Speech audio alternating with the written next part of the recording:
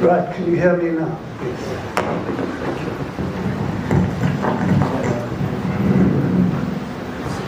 Okay, thank you. Assalamu alaikum. Thank you for bestowing this honor on me, which I regard as a very great honor, to speak at this venue which has a history which some of us are very familiar with, a very proud history, a history which I'm sure you're all very proud of. And essentially the message I want to convey today is that our faiths may be different, but we have a common enemy.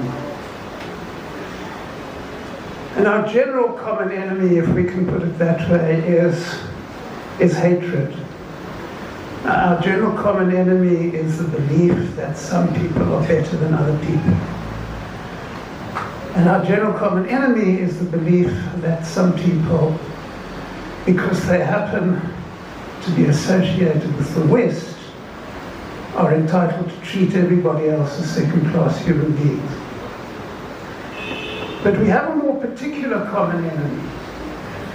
And that common enemy is an ideology, a political belief called Zionism, which at the moment, as I need hardly remember you, is inflicting horror, inflicting genocide on the people of Palestine. And as horrific as that genocide is, we know very well that the pain of the Palestinian people did not start on October the 7th, 2023. It started probably in the 1920s, but certainly from the 1948, and the creation of a state which was supposed to represent the Zionist belief that the territory in which the people of Palestine had always lived was somehow not their land, was somebody else's land, people from Europe's land.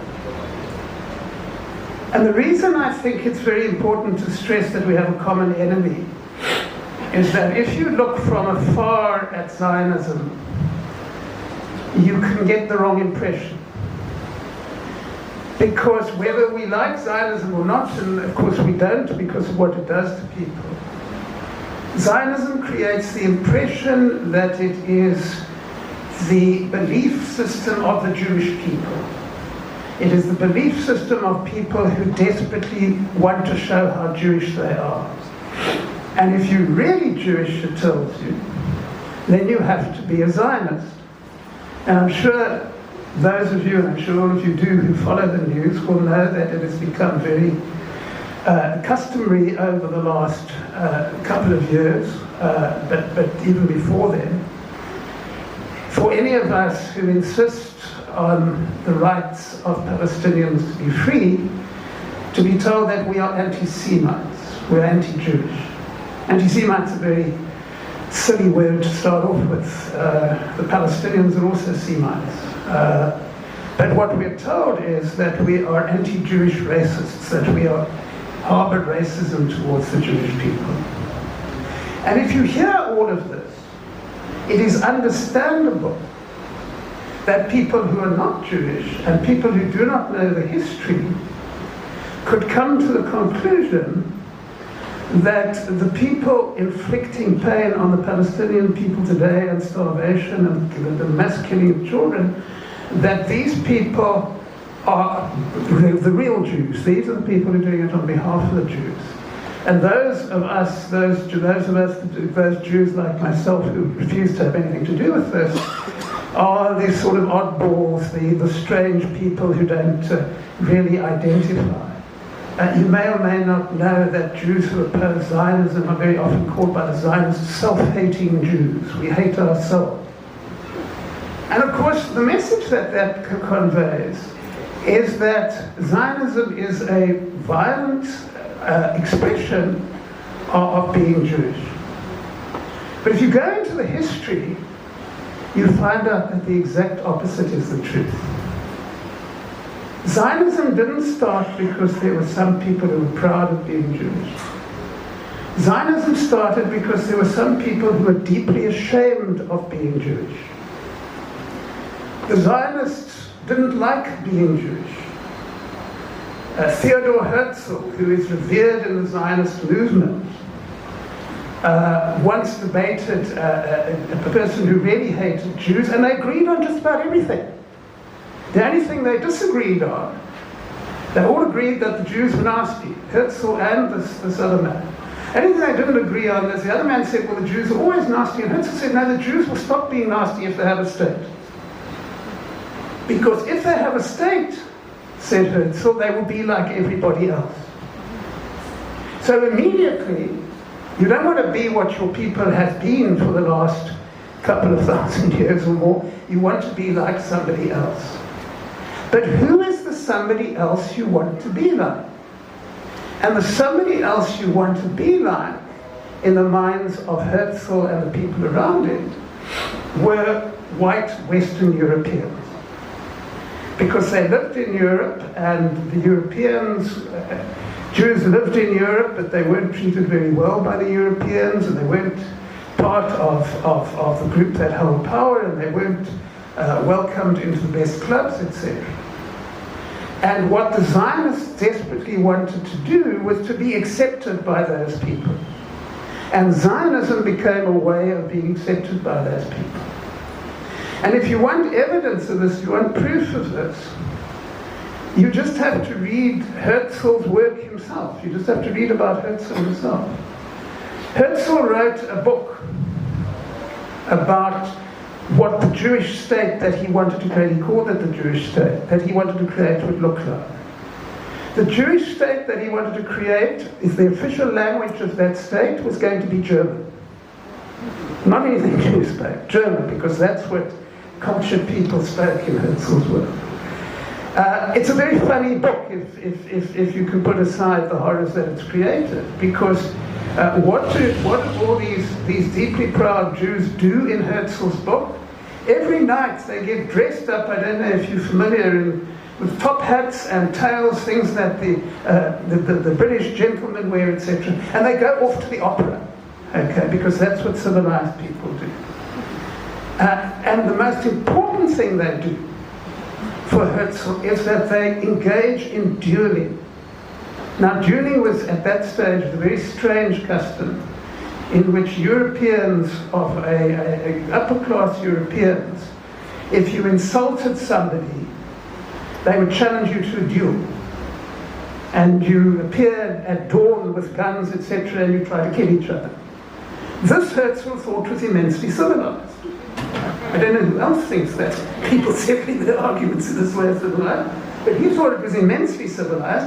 And he said, well, if we're going to have a civilized Jewish state in the Middle East, it's going to be one where people do a lot of dueling. So quite obviously, what he's trying to create there isn't a Jewish state at all.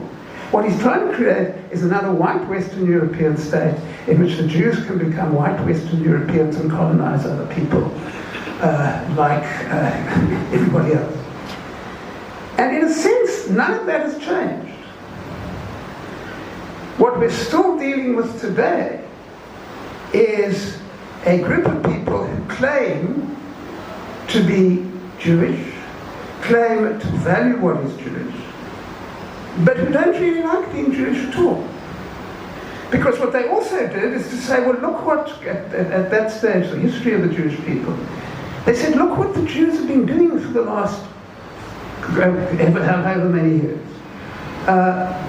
They sit around and they study religious texts and they pray, and they don't have an army, and they don't kill people.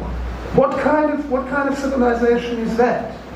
So everything that Jews had been for hundreds and hundreds of years, they said was no good. And why was it no good? It was no good because it wasn't what white Western Europeans did, or certainly those white Western Europeans who went off to fight in the army. And some people saw through this. There have always been, and that they don't tell you either, there have always been Jews who found this ridiculous. One of my favorites, because I teach Jewish teaching, I study Jewish teaching, and one of my favorite characters, one of my favorite writers at the moment, is a man which very few people have heard of, who was a rabbi, a Jewish rabbi in Poland in the 1920s. So he was familiar with the Zionist movement. A man called Tamaris, Aaron Tamaris. And Tamaris wrote that the Zionist movement was a movement of Jews who wanted to be non-Jews. And why did Tamaris say that? He said, Jews for thousands of years have not had a state. And this, he says, is what Jews need to be about. Why? Because, said Tamaris, if you have a state, you'll end up killing people. If you have a state, you make war on other people. If you have a state, you get involved in violence. And Jews should want to be part of a group which doesn't get involved in violence. So, as far as Tamaris was concerned, the Zionists were not people who were trying to be Jewish. They were people who were trying to turn their back on everything that had been Jewish for the last, for centuries and centuries and centuries. And some of us would insist that they still are.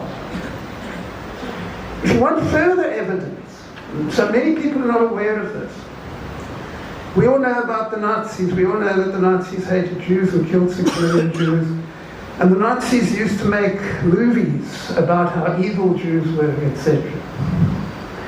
You can see some of those movies have been remade in the last 20 years. Who have they been remade by? Zionists in Netanyahu's party. Okay? You have one was written, there's a woman at the moment who is the Israeli state's ambassador in Britain, who, when she was competing for a post in Netanyahu's party, produced these videos of Jews, anti-Zionist Jews, rubbing their hands at money and stuff, all the stuff that the Nazis used to do. The settlers who terrorized people on the West Bank, they made a movie which was called The Eternal Jew. Somebody else made a movie called The Eternal Jew. Hitler's filmmaker made a movie called The Eternal Jew in 1933, and the movies are very similar.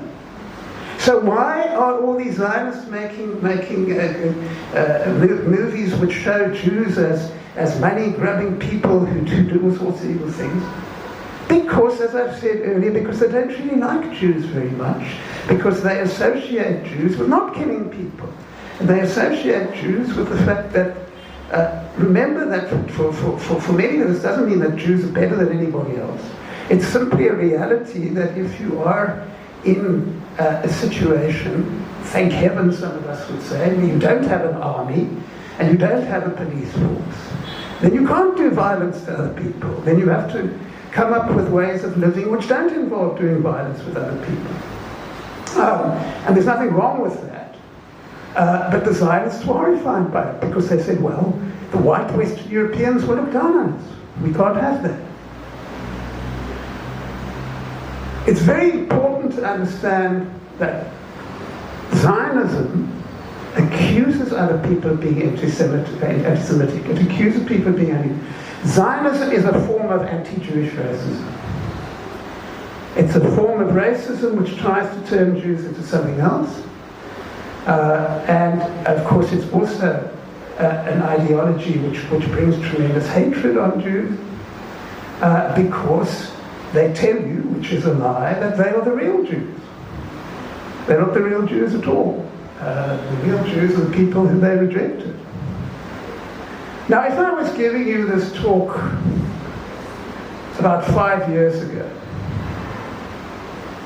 and you asked me, which would be a very legitimate question to ask me, is, okay, you say that Jews, that being Jewish and being Zionist are not the same thing, but when we look around us, we see that the Jews who speak, who are proud of their Jewishness, most of the Jews we come across are Zionists. So aren't you just a little fringe group which, you know, is looking at a few things people wrote somewhere in order to try to justify your existence? And that impression about a few years ago would have been legitimate. Not because what I'm describing is not a reality, But because the Zionists had so taken over Jewish organizations and every aspect of Jewish life, that nobody could see the non-Zionists anymore. There's a rabbi in the United States who was quoted as saying, not a couple of years ago, that if a person worked into a congregation, this is a religious congregation somewhere in the suburban United States, and very loudly said that they didn't believe in God and they thought that religion was evil, they'd be welcomed and invited to stay for dinner afterwards. If they walked into the same congregation and said that they rejected the Zionism in the Israeli state, they'd be chased out and told never to come back again. So that is the extent to which those who have power managed to silence those who wanted to continue what Jewishness has been about for a very long time. But I'm happy to tell you that things have changed. 5 years later, obviously at tremendous cost, because a lot of it has to do with the horrors that the Palestinian people are living through. But the Zionists are no longer in that position. If you look at opinion polls, and I have my doubts about opinion polls sometimes, but if they're all telling you the same thing, I think it's a good thing to believe in. Support for anti-Zionist ideas is growing throughout the Jewish world. I'm sure you're all aware of the campus protests in the United States, the encampments, etc. It's estimated that 40% of the people in those encampments were Jewish. And that's important, because if you go to the United States particularly, part of the United States' role in the oppression of the Palestinian people is based on the fact that all the Jewish organizations who were visible used to support this. But now they're under pressure because people are saying, we don't support this anymore. And you're finding similar trends elsewhere. A couple of weeks ago, just to give you a sense of what is happening in the Jewish world, I was fortunate enough to watch an interview with a man called Isfar Shosh, a name which will not be familiar to most people. This man was he was a very prominent rabbi in the United States. He ran for 20 years the major college for rabbis in the United States. And he still calls himself a Zionist. And Shosh was interviewed about the genocide in Gaza.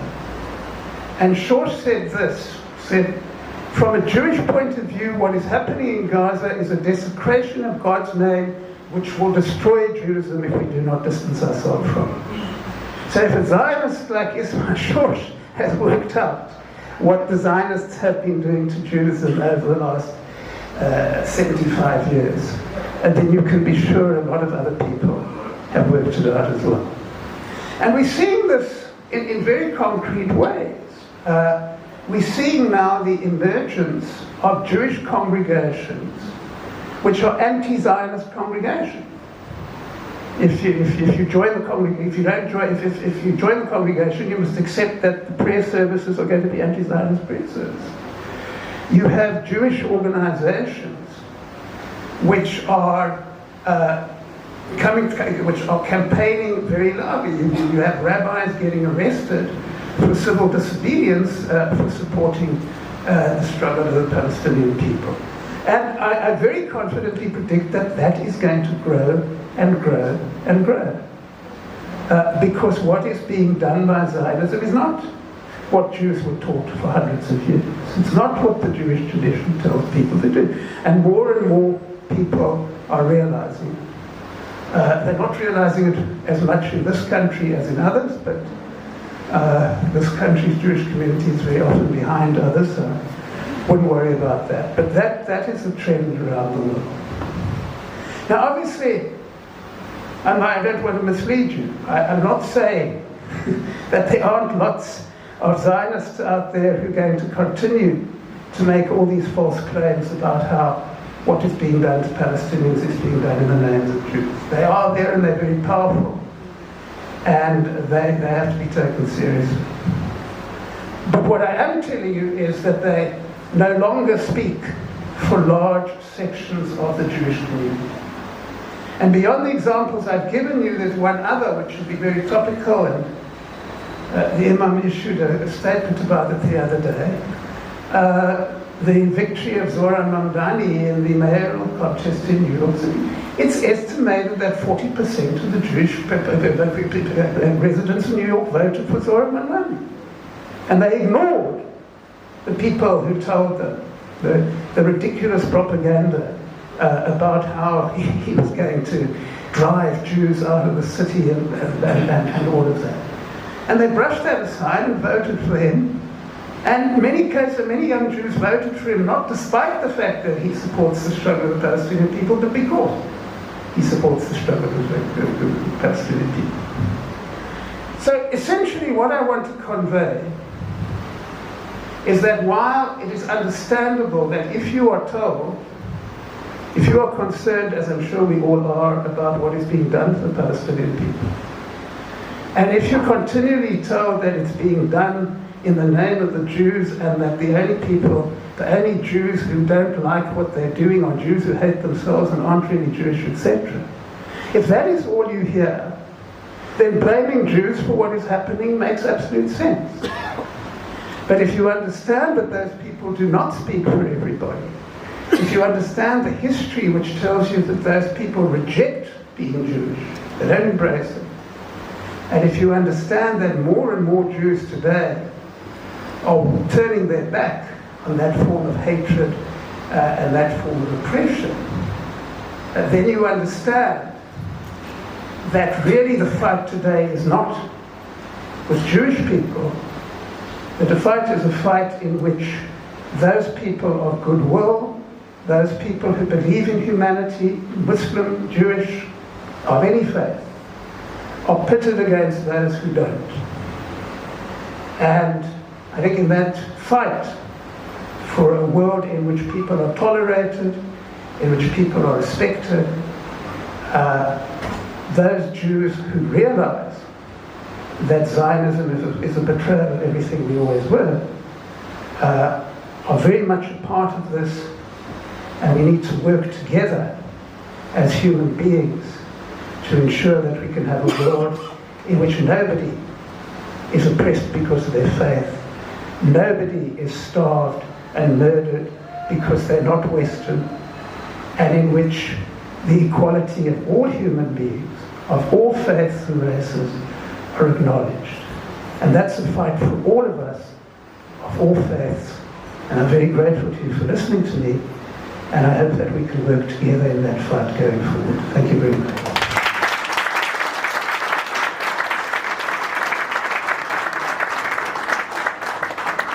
Thank you, Professor Friedman. Thank you for sacrificing your time to fly all the way from Johannesburg to be with us today. And this evening, Professor Friedman is going to speak again. And we are hosting our third annual Shabbat service at the Mosque, which is very unique. We hope that more mosques and more synagogues can embrace this idea, and we're building a new society. Because, you know, we're suffering a lot of secondary trauma, but we must also have the hope to build a new society. So this evening, please join us for 6 p.m. and we'll go unto Maghrib, and then immediately after Maghrib, Professor Friedman will speak to you. Thank you. Thank you so much.